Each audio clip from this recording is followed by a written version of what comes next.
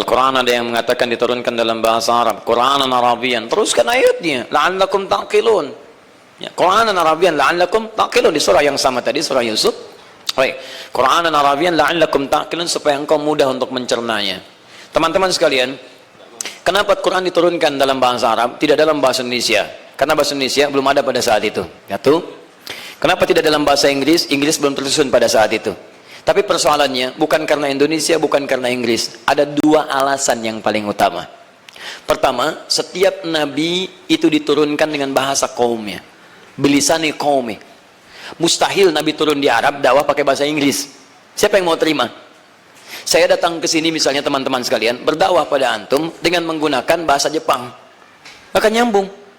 Watashi wa Indonesia no Adi des. Ya, halo, saya Adi, orang Indonesia. Assalamualaikum. Ya, gak akan nyambung. Paham juga tidak, bengong juga tidak. Ketika ceramah dengan bahasa yang tidak mengerti, paling antum tinggalkan. Silahkan cek. Kalau misalnya ada orang di depan ngobrol cerita pakai bahasa Cina misalnya, antum gak paham, didengarkan gak? Tidak. Maka ketika itulah Nabi diturunkan di kalangan Arab. Beliau terlahir di komunitas Arab dengan bahasa Arab yang fasih. Maka ketika Al-Quran turun, wajar menggunakan bahasa Arab. Sebetulnya pertanyaan ini yang agak aneh. Ini pertanyaan diwariskan oleh orientalis. Sama dengan pernyataan begini, hadis baru ada 200 tahun setelah wafatnya Nabi. Sama itu, sama. Sama isi pertanyaannya. Betul. Ini banyak orientalis dulu yang mengarang-arang sesuatu untuk memberikan racun pada pemikiran orang Islam. Konsentrasinya banyak. Jadi setelah terjadi perjanjian Tordesillas dengan dikalahkannya umat Islam di Spanyol tahun 1492. Karena kelemahan orang Islam menjauh dari Al-Quran, menjauh dari As-Sunnah, tidak diamalkan, muncullah perselisihan. Maka dimanfaatkan oleh Ratu Isabella dengan Raja Ferdinand. Keduanya bersatu, ya. Kemudian kumpul bareng-bareng merumuskan. Setelah dirumuskan, Granada harus dihancurkan. Maka singkatnya dieksekusi semuanya. Terjadi kemudian inkuisisi, ya, dihancurkan, dipaksa pindah keyakinan, dikonvert. Yang tidak eksekusi. Ya, dulu guru saya di Tripoli, saya punya seorang guru luar biasa, ya, mufti juga, beliau Syekh Jum'ah. Bukan Jum'ah yang di Mesir, ya, rahimahullah, ya Allah yahfadz alaih, tapi yang di Libya. Kata beliau, saya sempat ke Spanyol, kemudian melihat peninggalan Islam dan mempelajari semua turunannya, dan masya Allah banyak keindahan, tapi juga banyak kesedihan luar biasa. Mengeksekusi itu tinggal dicari orang yang putih kupingnya, telinganya. Kalau bersih putih itu orang Islam, karena dia berwudu. Dan cara mengeksekusinya potong dulu telinganya. Potong telinganya kalau dia nggak mau berubah. Kemudian potong kakinya, ada yang disalib, ada yang kepalanya dipotong, ada yang diarak, ada yang disimpan, ada yang digiling dan sebagainya. Ya, tayyib. Akhirnya dunia dibagi dua bagian oleh Paus Alexander yang ke-6. Ya, bagian barat diserahkan pada Spanyol, bagian timur diserahkan pada Portugis. Nah, dalam hal pembagian ini teman-teman sekalian, kemudian mereka tahu ini nggak boleh bangkit lagi. Karena cuma satu-satunya yang bisa bangkit dan bisa kemudian menguasai dunia dalam kemuliaan kedamaian. Maka apa yang dilakukan oleh mereka? Mereka mengambil hazanah pemikiran Islam. Ya, jadi buku-bukunya diambil, dibawa oleh mereka, dipelajari. Ada yang dibawa ke Portugal, ke Italia, ke Spanyol, ke Prancis dan sebagainya. Dibawa oleh mereka, kemudian dibuat tim. Tim inilah yang kemudian difokuskan untuk membahas sumber-sumber utama, sumber-sumber yang paling luar biasa dari nilai keislaman, yaitu Al-Quran dan Hadis. Al-Quran dan Hadis. Maka dibuat tim khusus untuk menganalisis itu. Nah, tim inilah yang mempelajari, disebut dengan orientalis namanya. Maka muncullah orientalis, dibikin kampus-kampusnya. Setelah dibikin oleh mereka, tugas mereka cuma satu, menguasai Al-Quran, menguasai hadis dan turunannya. Turunan itu ilmunya, ada bahasanya, ada turunan indeks hadisnya dan sebagainya. Maka muncullah orang-orang yang di kemudian hari disupport dengan biaya yang luar biasa. Bahkan bikin kampus-kampus dan sebagainya. Ada kampusnya di Paris, Prancis. Dulu Sorbonne itu bagian dari kampus orientalis. Leiden itu di Belanda, Nijmegen itu juga bagian dari kampus orientalis. Kemudian Oxford yang di Inggris juga dikembangkan. Amerika punya Harvard. Rusia kemudian bikin. Selanjutnya Jepang juga membuat bagian kajiannya. Banyak teman-teman sekalian. Kanada dengan McGill-nya. Ada sebuah. Maka apa yang dilakukan oleh mereka? Research. Dananya banyak dan kompak mereka. Itu kelemahan kita. Orientalis kompak. Kita terpecah belah. Kita ini udah capek sebetulnya. Kenapa Ustadz ini tidak bersinergi satu dengan yang lainnya? Kenapa nggak duduk sama-sama? Kita petakan umat, alhamdulillah, masya Allah. Sekarang banyak yang ingin belajar, masjid-masjid penuh, umat sudah rindu dengan persatuan. Kenapa gurunya nggak bersatu? Duduk sama-sama kita petakan umat kita ini. Saya tidak bisa menguasai semuanya, Ustadz Adi, antum di Quran aja. Ana ini yang fiqhnya, ya. Ustadz Abdullah di bidang yang lainnya, yang ini bidang yang lainnya. Kita duduk sama-sama. Ayo kita rekomendasikan pada umat, sampaikan. Kalau gurunya tampil bersama-sama, memberikan ketenangan pada umat, memberikan kesamaan dalam kebaikan, Masya Allah, tenang kehidupan kita itu. Belajarnya enak. Tidak ada masalah beda pendapat. Dari dulu sudah banyak yang beda. Ya, Imam Malik rahimahullah beda dengan Imam Syafi'i dalam beberapa hal. Beda dengan Imam Ahmad dalam beberapa hal. Tapi apakah menghalangi untuk silaturahim? Tidak. Kalau kita beda pendapat, gak ada masalah. Tapi apakah salah kalau kita duduk bersama, minum teh bersama? Makan kurma bersama? Makan bakso Malang bersama? Makan durian bersama? Durian saja, luarnya ada durinya, tapi tidak menghalangi isinya untuk manis dan legit dimakannya. Indah. Kenapa antum yang tidak berduri menjadi makhluk yang sangat berduri? Celak sana, tahdir sini. Kenapa kita nggak kumpul sama-sama? Saya tuh kemarin di Jakarta menyampaikan, kenapa tidak begini? Kenapa yang para penahdir, kita duduk sama-sama, kumpulkan semua ustadz yang ditahdir. Ayo kita duduk. Itu sudah kita lupakan. Ayo kita baik-baik. Arahkan. Indah. Tuh lihat orientalis. Begitu mereka kompak duduk. Masya Allah. Apa yang terjadi? Dunia mereka rancuni. Datanglah kemudian Snokhorn. Yang Belanda susah menaklukkan Aceh. Ini orientalis yang masuk. Sampai ke Mekah dia. Masuk ke Mekah. Tiba-tiba belajar. Fikih, Quran, macam-macam. Datang ke sana jadi mufti. Disebut mufti. Nyamar. Sama juga dengan kasus yang lain. Golzihar. Namanya Ernest Golzihar. Orang Hongaria. Lahirnya tanggal 22 Juni 24 menit setelah Maghrib, sebelum Isya. Isya 1914, dia lahir 1850. Ya, tahun 22 Juni 1850. Wafatnya 13 November. Ya, 13 November 11 menit setelah Isya, 1925. Baik. Jadi lahir sebelum Isya, wafat setelah Isya. Dia luar biasa. 1850, wafat tahun 1925. Dia itu yang pertama kali membuat rumusan di bidang hadis. Dia menghafal hadis, dia melihat kelemahan-kelemahannya, dan dia menyimpulkan membuat satu buku. Yang buku ini nanti akan dijadikan pedoman bagi orientalis setelahnya. Termasuk Wensing yang menulis dengan Al-Fadh, Mu'jam Al-Fadhil Hadis. Jadi dia Mu'jam Mufahras, dia Al-Fadhil Hadis. 7 jilid besar-besar. Dia menulis indeks hadis, tahu hadis, dia bikin indeks tapi dia susupkan racun di dalamnya. Nah, teman-teman sekalian, Golzihar inilah yang kemudian membuat teori hadis baru disusun 200 tahun setelah wafatnya Nabi. Makanya di situ banyak kekeliruan karena cuma karangan-karangan saja. Banyak yang dhaif, banyak yang palsu. Jadi kalau orang sekarang menyampaikan hadis baru disusun 200 tahun setelahnya, ada yang dhaif, ada yang palsu, sampaikan kepadanya, Anda telat. Anda sudah keduluan oleh seseorang namanya orientalis, Ernest Golzihar, lahir tahun sekian, tanggal sekian, dan sebagainya. Tapi juga teman-teman sekalian, pertanyaan ini pun sama. Ada yang pakar di bidang bahasa Arab, bahkan ada yang bikin kamus dan sebagainya. Louis Ma'luf bikin kamus, teman-teman sekalian. Ada. Munjid, itu yang orang orientalis. Kamus Munjid, yang pakai orang-orang kampus. Lihat definisi Nabi Muhammad SAW di situ, apa definisinya? Lihat Allah di situ, apa definisinya? Ada racunnya juga. Alhamdulillah. Mau bersin, mau tidak, sama, orientalis. Ya. Rumusnya sama, sumbernya sama. Nah, yang seperti ini juga sama. Ini keraguan-keraguan yang ditampakkan oleh orientalis. Ya, jadi teman-teman sekalian hati-hati dengan yang seperti ini. Tapi alasan pertama karena Nabi turun di Arab, jelas, selesai. Yang kedua, karena memang secara penelitian, alhamdulillah, hanya bahasa Arab yang bisa menampung seluruh keanekaragaman makna-makna Al-Quran dengan segala detailnya. Karena bahasa Arab yang punya kosakata yang mencakup semua keluasan makna. Ain dalam bahasa Arab, ain itu hampir punya 1000 makna. Sehingga ketika disebutkan banyak turunan-turunannya. Makanya kalau baca bahasa Arab antum mesti hati-hati. Nggak bisa antum kemudian membaca satu kitab dengan bacaan biasa. Apalagi karangan ulama-ulama. Itu banyak sekali kalimat-kalimat yang bisa dibaca dengan turunan ilmunya. Makanya turun ilmu nahwu. Kemudian setelah nahwu ada saraf. Setelah saraf ada balaghah. Balaghah dibagi 3 lagi. Ilmu ma'ani, ilmu bayan, ilmu badi'ah. Setelah itu rahmatullah ada ilmu arud. Ilmu arud punya 16 rumus lagi disebut dengan bahar. Setelah itu ada adab. Adab ada turunan sastra lagi. Sastra ada turunan lagi. Itu hanya untuk memahami turunan-turunan bahasanya. Maka dari itulah bahasa Al-Quran, karena itu firman Allah mesti lebih tinggi dibandingkan bahasa manusia. Makanya perlu kalimat-kalimat lain, tidak ada yang bisa mencakup kecuali dalam bahasa Arab. Saya cek pada antum. Al-Baqarah ayat kedua apa? Halo? Dzalikal kitabu la hudan lil. Pertanyaan saya sederhana. Dzalikal kitab di mushaf diterjemahkan apa? Kitab ini. Padahal dzalika artinya itu. Kenapa bukan kitab itu?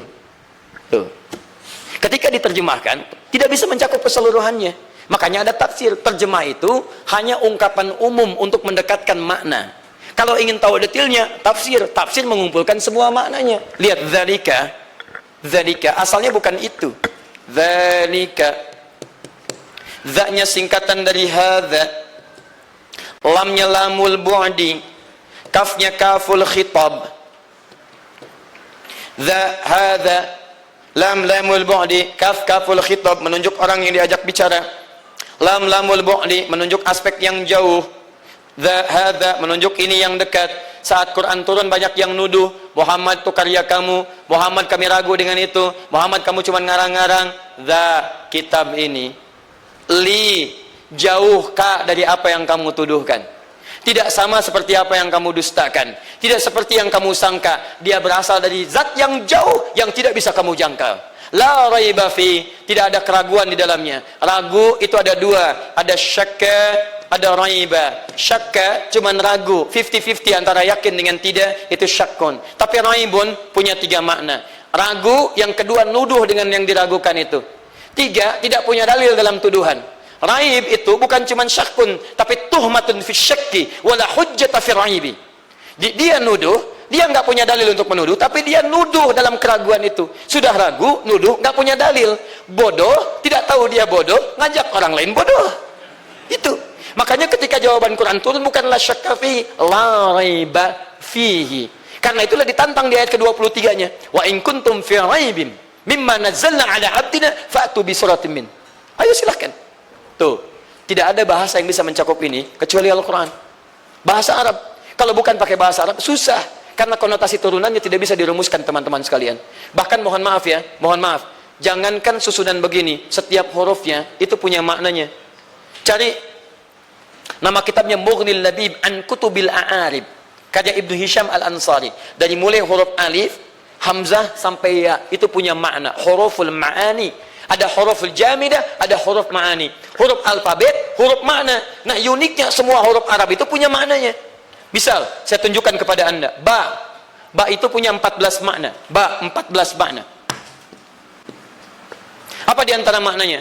Makna ba pada bismillahirrahmanirrahim beda dengan makna ba pada Quran surah kelima Al-Maidah ayat ke-6, paling kiri sebelah atas. Ya ayyuhalladzina amanu idza qumtum ilas shalah faghsilu wujuhakum wa aydiyakum ilal marafiq wamsahu bi ru'usikum. Pakai ba. Ba pada bismillah itu ba-nya bukan ba biasa. Ba-nya lisaq wal musahabah. Ba yang menunjukkan kedekatan dan nempel. Dalam bahasa Arab lem disebut dengan lasqah karena menunjukkan lekat begini. Ketika antum mengatakan bismillah, mau minum bismillah, maka antum saat minum ini merasakan antum dekat dengan Allah Subhanahu wa taala. Merasa diawasi. Makanya orang yang minum pakai bismillah merasa dekat dengan Allah, mustahil menyentuh minuman yang diharamkan oleh Allah Subhanahu wa taala. Karena ketika menggunakan ba bismillah, antum merasa dilihat Allah. Mustahil ada orang minum bir bismillah merasa dilihat Allah, mustahil. Mustahil ada yang tanda tangan, Pak, ini Pak, masuk kerja 100 juta Pak. Ah, nggak bisa, pakai bismillah aja dulu. Ah, nggak bisa. Begitu menggunakan bismillah, dilihat oleh Allah Subhanahu wa taala. Tangan orang tahiyat tidak akan bermaksiat, lisan orang basmalah tidak akan berbuat salah. Di begitu mengucapkan bismillah, maaf, saya tidak bisa menerima semua ini. Malu dilihat Allah. 1 miliar Pak, ya udah, saya istikharah dulu. Masya Allah, tidak. Tetap tidak, nggak bisa. Bismillah, Allah lihat. Tapi dalam kaidah selanjutnya, Quran surah kelima ayat ke-6. Lihat teman-teman, begitu basuh wajah, faghsilu, pakai ghasalah. Ghasalah itu ambil airnya, tumpahkan di tempat dibasuh. Tangan sampai siku, bukan siku ke tangan, tangan sampai siku. Wa aydiyakum ilal marafiq, tidak menggunakan ba. Tapi begitu kepala, masaha, bukan ghasalah. Wamsahu, masaha itu ambil airnya, buang, sisanya baru diusapkan. Kenapa pakai ba? Ba di situ kata para ulama punya 3 makna, bukan ba yang tadi.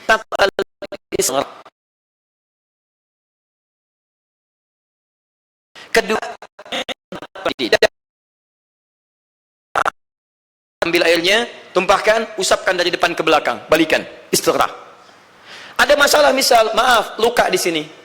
Ustaz, saya luka, nggak bisa ngusap kepala. Tidak, karena at-tab'id ba'at tahdid. Boleh usap bagian yang tidak ada. Mas, Ustaz, bagaimana? Saya kalau berwudu tempatnya tidak ada nih, terbuka keadaannya. Saya lepas kerudung nggak bisa, nggak usah dilepas. At-tab'id min duni tahdid. Sepanjang bagian kepala boleh diusapkan. Ambil airnya, usapkan pada masuk bagian kepala. Sah wudunya. Luar biasa. Ada seorang Indonesia bisa ngambil dokter di Kairo hanya menggunakan ba ini saja. Ba dapat dokter. Bahasa Arab tuh ba dapat dokter. Masih ada ta, fa, jim, dal, ma sampai ya tuh. Silakan. Yang belum S1, S2 ambil ta dalam bahasa Arab. Masya Allah. Naik kemudian S2-nya fa dalam bahasa Arab. Naik dokternya jim dalam bahasa Arab. Silakan ambil S1, S2, S3. S sampai dingin tuh sampai dengan ya. Ya bahasa Arab. Makanya kenapa menggunakan bahasa Arab Al-Quran, hikmahnya bisa menjangkau semua maknanya insya Allah. Lalu ada yang berpendapat tidak demikian. Nggak apa-apa, namanya juga pendapat. Ya, kita tidak harus sama. Kita tidak harus paksakan kaos kita dipakai oleh orang lain. Ukuran saya beda dengan ukuran antum. Saya ukuran M, dipakaikan di ukuran Ustaz Hadrami misalnya yang L atau XL. Nggak bisa. Nggak bisa. Ini bukan kode, bukan. Ya, tapi nggak bisa. Antum punya pakaian sama jilbab seorang perempuan nggak bisa dipakai oleh laki-laki. Papa kenapa sih kasar sekali? Dipakai jilbab biar sedikit lembut. Nggak bisa. Jadi perbedaan itu nggak ada masalah sepanjang di frame yang sama. Ada Quran, ada Sunnah, ada pendapat berbeda. Sepanjang ukuran Quran Sunnah nggak ada masalah. Perbedaan itu di situ melahirkan kemudahan. Misal manhajnya sama, at-tariqul wadih, jalan yang jelas menuju Rasulullah SAW. Manhaj namanya. Turun tuntunan, ada perbedaan tuntunan boleh. Karena kan dibagi dua secara fikih. Ada yang satu dalil, satu cara. Sering saya sampaikan dalam fikih ikhtilaf. Takbir, sedekap misalnya, satu cara. Begitu takbir, Allahu Akbar. An-Nasai nomor hadis 886. Fawadha'a yadahu al-yumna 'ala al-yusra. Maka meletakkan tangannya yang kanan di punggung yang kiri begini. Antara mengangkat dengan meletakkan langsung pakai fa. Harfu 'atfin rabitin baina syai'aini bila hudud. Huruf perangkai di antara dua peristiwa cepat tanpa jeda, cepat. Jadi peristiwa pertama ngangkat, peristiwa kedua letakkan. Antara ngangkat dengan meletakkan, kata Nabi nggak ada jeda. Angkat, letakkan. Jelas hadisnya satu, caranya satu. Makanya di sini nggak ada hadis palsu. Pemalsu hadis tidak tertarik memasukkan hadis ini karena jelas. Nah, tiba-tiba misalnya Anda ingin mengambil gerakan lain, saya tidak bermaksud menyalahkan, tapi saya tidak menemukan dalilnya. Ustaz nggak enak takbir kiri duluan, nggak sopan sama Allah. Kenapa nggak kanan duluan? Allah kanan masuk kiri begini. Ya, kadang-kadang kaki naik dikit misalnya kan. Nah, itu saya belum temukan dalilnya. Jadi kalau sudah ada satu cara, satu contoh, artinya kita nggak bisa beda. Jangan kreatif. Hadis Abu Dawud nomor hadis 857. Fayaqulu Allahu Akbar. Maka katakan dia Allahu Akbar. Nggak ada Allahu Rahman, nggak ada Allahu Rahim. Sebagian ulama berpendapat kalau siaknya boleh-boleh saja, tapi prakteknya nggak bisa dipraktikkan. Kenapa? Karena dalilnya satu, contohnya satu. Sedangkan salat diikat oleh hadis Al-Bukhari nomor hadis 651. Sallu kama ra'aitumuni usolli. Kalian salat seperti melihat saya salat. Masa Nabi Allahu Akbar, antum Allahu Azim? Antum siapa? Nah, tapi ada bagian tertentu yang diberikan kemudahan oleh Nabi karena tidak semua orang bisa mengerjakan yang serupa. Contoh sujud. Sering saya katakan, dari i'tidal sampai sujud, hadisnya di kitab yang sama, cuman beda dua nomor. Abu Dawud nomor hadis 838 dari sahabat Wa'il bin Hujr radhiyallahu ta'ala anhu, dahulukan lutut sebelum telapak tangan.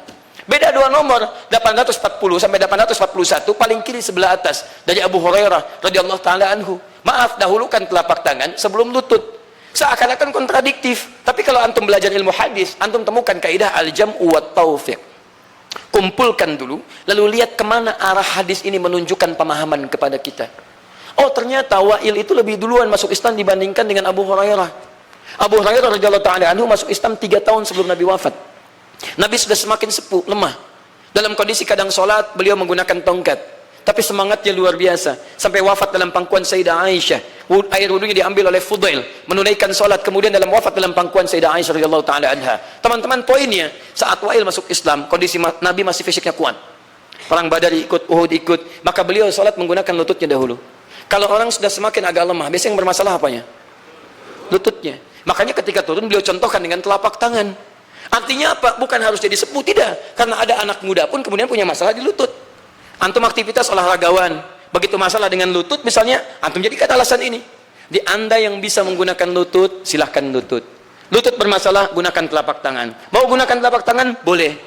Masalah telapak tangan, gunakan lutut. Jadi kemudahan. Karena memang saat sujud cuma dua ini yang digunakan. Coba kalau antum paksakan, nggak bisa Ustaz, pakai telapak tangan aja. Yang lutut dhaif. Begitu telapak tangan antum bermasalah, mau sujud pakai apa? Kepala duluan. Nggak bisa. Nggak bisa di sini. Bismillahirrahmanirrahim, ada 4 cara. Hadisnya 70 hadis, kumpulkan. Nabi pernah menggunakan bismillah, dijaharkan Bismillahirrahmanirrahim. Sin, Bismillahirrahmanirrahim. Ya, tidak dibaca sama sekali. Ada riwayat dari Malik, dari Anas bin Malik dan sebagainya. Kemudian maaf dibaca rakaat pertama, selanjutnya tidak. Ada riwayat Abu Hurairah radhiyallahu taala anhu dalam Sahih Al-Bukhari. Baca rakaat pertama, bismillahirrahmanirrahim, selanjutnya tidak. Silakan praktekkan, antum silakan. Pilih salah satu. Karena kenapa? Karena Anda tidak bisa mempraktekkan keempat-empatnya. Ambil salah satu, semua dari Nabi. Ketika mempraktekkan salah satunya, maka Anda itu satu manhaj yang sama. Karena nggak bisa mempraktekkan keempat-empatnya. Ustaz Saleh, mohon maaf, saya nanti imami salat maghrib. Saya ingin menjadi sunnah banget Ustaz di Masjid An-Nur ini. Saya akan imami dengan keempat-empat bacaannya. Masya Allah. Bismillahirrahmanirrahim. Bismillahirrahmanirrahim. Tidak dibaca sama sekali. Enggak bisa. Pilih salah satu. Ketika antum pilih salah satu, orang Arab mengatakan ma dhahaba ilaihi, ma dhahaba ilaihi, pendapat yang cenderung untuk diambil kepadanya. Pilih. Imam Syafi'i ya rahimahullah lahir tahun 150 Hijrah memilih dikeraskan Bismillahirrahmanirrahim. Imam Malik lahir tahun 93 Hijrah memilih tidak dibaca sama sekali. Abu Hanifah wafat tahun 150 Hijrah memilih tidak dibaca sama sekali. Imam Ahmad bin Hanbal lahir tahun 163 Hijrah memilih pertengahan, ambil yang sir. Bismillahirrahmanirrahim. Ma dhahaba ilaihi disingkat jadi madhab, maka dikenal madhab Asy-Syafi'i, madhab Hambali, madhab Maliki, madhab Hanafi. Di madhab itu asalnya bukan kelompok, tapi pilihan yang memudahkan kita untuk mengambil jalur satu manhaj menuju ke Nabi. Itu poinnya. Ambil. Lihat singkatannya, semua ada singkatan. Tapi mengungkapkan kalimat yang sama. Bahkan ayat Al-Quran dalam istilah itu ada singkatan. Alhamdulillahi Rabbil Alamin, hamdalah. Bismillahirrahmanirrahim, basmalah. Ini saya sudah hampir zuhur teman-teman sekalian. Jadi mari kita akhiri pertemuan kita dengan sama-sama membaca hamdalah. Hamdalah, tidak. Alhamdulillahi Rabbil Alamin. Itu maksudnya. Belum, maksud saya sudah. Betul? Masuk ya? Karena sudah masuk barangkali ini dulu yang bisa saya jawab. Untuk yang lainnya malam Ahmad Yani. Nanti ini saya bawa, saya jawab nanti insya Allah pada waktu malam dengan pertanyaan yang belum kami sampaikan. Masya Allah, satu dus juga, luar biasa. Boleh insya Allah ya, kami satukan insya Allah. Jazakumullah khair. Kami pertama sampaikan jazakumullah khair, dan ada sedikit dari Ustaz Abdullah insya Allah menyampaikan sesuatu. Jazakumullah khair. Bismillahirrahmanirrahim. Assalamualaikum warahmatullahi wabarakatuh. Alhamdulillah, kita berterima kasih kepada Ustadz Adi Hidayat hafidhahullah ta'ala. Beliau insya Allah termasuk ulama yang direkomendasikan, ilmunya beliau insya Allah bisa dipertanggungjawabkan, diakui oleh lawan ataupun kawan. Dan beliau mencerahkan, menyejukkan. Beliau juga membawa umat kepada persatuan. Beliau tidak mengajarkan kebencian. Walaupun banyak yang hasut kepada beliau. Beliau suka dibully karena beliau terus terang saja punya kelebihan, Masya Allah, Tabarakallah, yang kita tidak punya. Kita ini paling-paling hafal ayatnya, tapi tidak hafal sampai, kalau beliau hafal nomor ayatnya di sebelah kanan, tadi pojok